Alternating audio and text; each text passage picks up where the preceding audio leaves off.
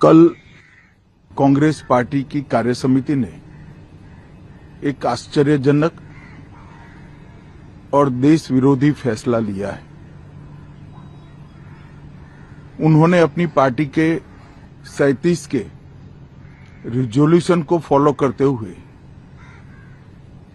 महान वंदे मातरम गीत के 2 ही छंद गाने का फैसला किया है। मैं इस समय पर पूरे देश को याद कराना चाहता हूं कि 1937 में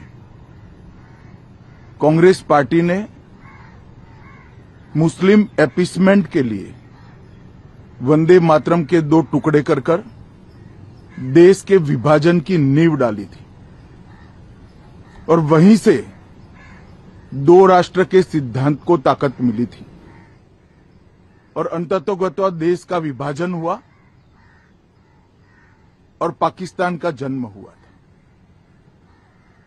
आज जब वो ऐतिहासिक गलती को वंदे मातरम के गीत के प्रागट्य के 150वें साल में नरेंद्र मोदी सरकार ने सुधारकर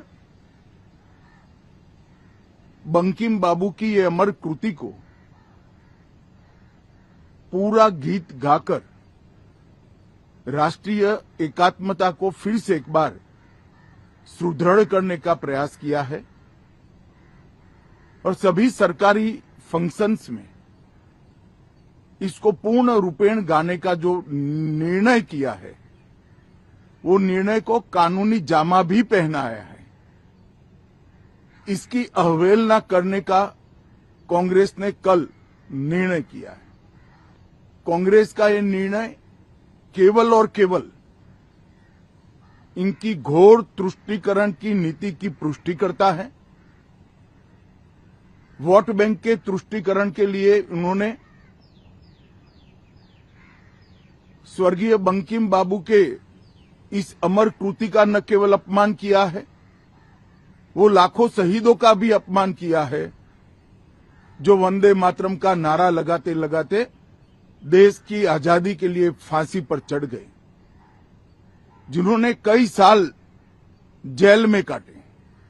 आज कांग्रेस पार्टी 1937 का अपनी पार्टी का रिजोल्यूशन मान रही है और पार्लियामेंट के एक्ट को नकार रही है। मुझे तो बड़ा आश्चर्य है, श्री राहुल गांधी की नेतृत्व में कांग्रेस पार्टी फिर एक बार इस देश में तुष्टीकरण की राजनीति को पुरजोश तरीके से आगे बढ़ा रही है। मैं देश की जनता को अपील करना चाहता हूं कि एक बार इस देश ने गलती करी थी वंदे मातरम के 2 टुकड़े होने देने की और एक गलती के गंभीर परिणाम हमने भुगते हैं। अब देश की जनता एकजुट हो और कांग्रेस पार्टी के इस फैसले के खिलाफ आवाज बुलंद करे कि अब इस देश में तुष्टीकरण की राजनीति नहीं चलेगी। ये आजाद देश है।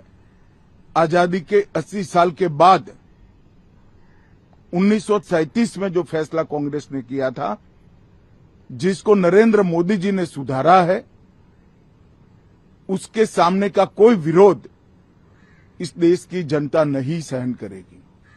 भारतीय जनता पार्टी कांग्रेस पार्टी के इस फैसले की कड़ी निंदा करती है और हम इसका जनता के बीच में और विधायी सदनों में भी पुरजोश विरोध करेंगे।